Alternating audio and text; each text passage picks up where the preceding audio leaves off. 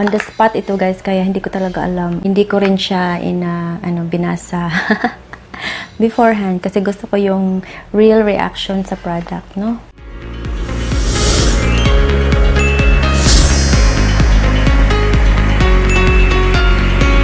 Hi guys! Welcome back to my channel. If you're new here, my name is Roche, Beautymagz.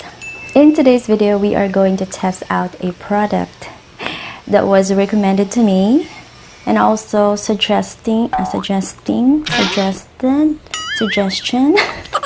was recommended and suggested. Alright, so in today's video, we are going to do a hair removal on the spot. Ay, Diyos ko, bakit ito sinadya sa akin? Bakit ito pa? Why is it? Why? No, anyway. Thankful pa rin, no? Kahit na yun ang niche natin. Ilok. So, in this title of the video, it's very obvious naman, no?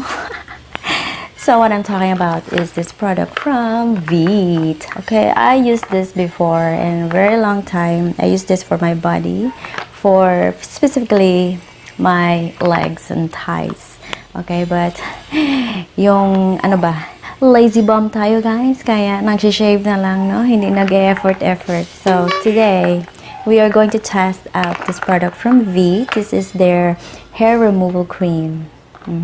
So this is a hair removal cream for sensitive skin, and it has aloe vera and vitamin E. Diba?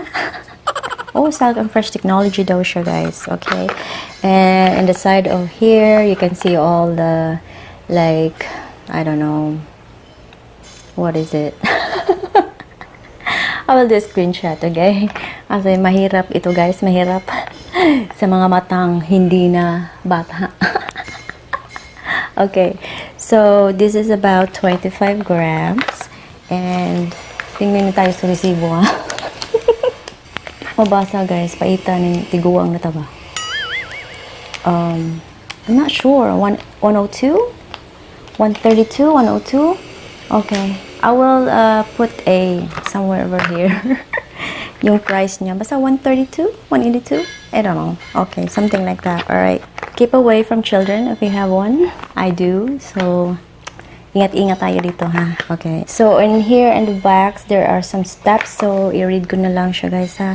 On the spot ito guys, kaya hindi ko talaga alam. Hindi ko rin siya binasa beforehand kasi gusto ko yung real reaction sa product, no? I-read ko muna guys, ha? Tapos baka meron sa sa tube, no? Or whatever it is here beside. Kasi hindi ko talaga alam, so let's check it out. Kasi first impression, diba? First impression last. Kaya kumbaga. Oh, meron din tong scooper or spatula or something. Alright, good. Using the curve, ito pala, curve part pala to, tawag niya. Curve part of the spatula, alright. Spread the whipped cream evenly to fully coat the hair, alright. And then leave the cream on your skin for 5 minutes, and then use the spatula to gently remove. So ito pala. So just coat the product evenly in the spatula, spread it evenly, leave it to 5 minutes, or if you have a stronger or coarser hair, do it for 10 minutes. And yeah, and then remove it with a spatula. Alright, so if ganon, kung meron pang matitira, wag na lang, no? Kasi first use pa. So baka ma-irritate yung skin. Maybe in the second application, we do it longer that way. Okay? Alright, so let's try it. Open it up. Ano ba yung smell niya? Oh, sealed. Gusto ko yung mga sealed talaga, no? Na make sure talaga na sanitize and everything. Yes, okay. Good. Throw muna natin dyan. Okay, and smell very chemically. Okay, so armpit pala natin, no? Hindi natin na showcase. Here you go, guys. Armpit number 1. Meron siya, guys, no? Oh, yan, ha? Parang pumuti yung armpit ko, ha? Pumuti ba?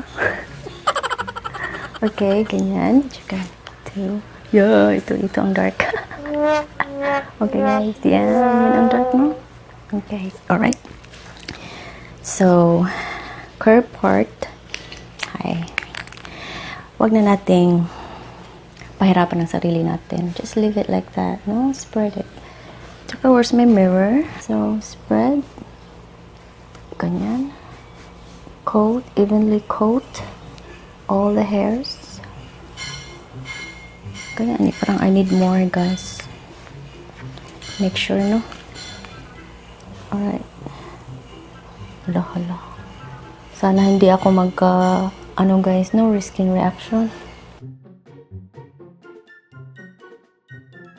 Ito na lang muna guys, ha? 1 armpit muna.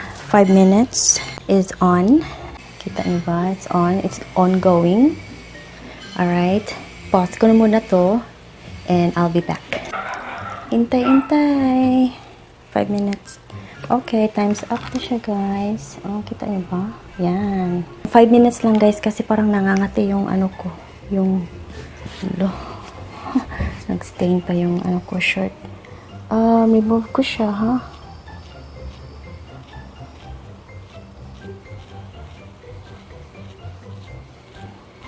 Effective. Look at that. Ewan kung kita niyo ba? No, na-remove siya, guys.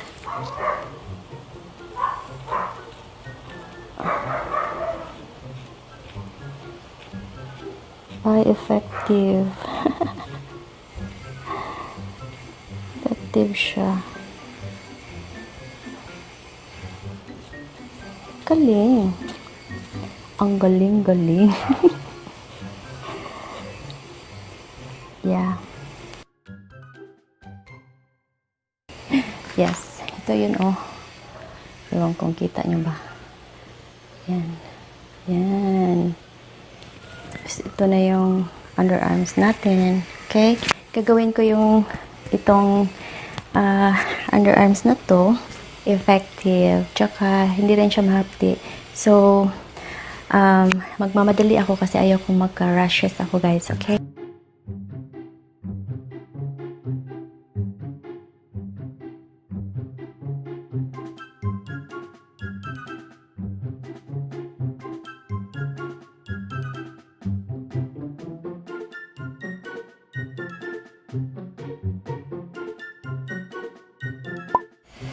Okay guys, so this is our underarms.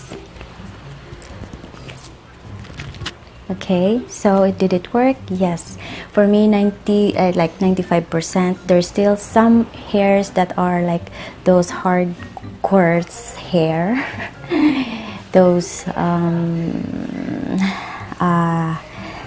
thick ones, yeah. Because my hair is not evenly distributed. So it's not, they are fine and they're thick. So the thick part, it's you know, I would say basta all of it, 95%, it did help to remove the hair. And for me, I like it. I don't know, there's no sting, there's no irritation, there's no burning. That's the thing I really wanted to like feel in a product. So if none of those, then you're good. The smell, yung parang naka sa salon, no? Yung mga chemical smell. Parang yun ang, I feel that the smell are like those that you smell in a salon.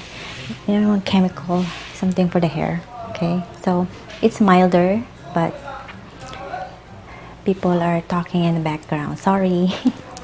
Anyway, so this is it. Would I recommend? Yes. For 132 pesos, go ahead guys. Do your thing.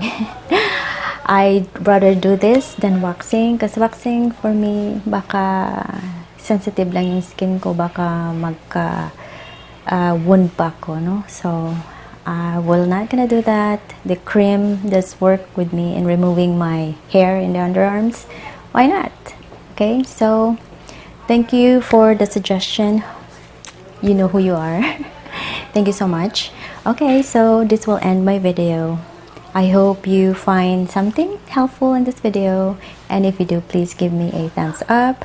Comment to my channel down below if you have any other recommendation again in the future for me to try out. Okay, alright, till then guys, thank you so much, keep smiling.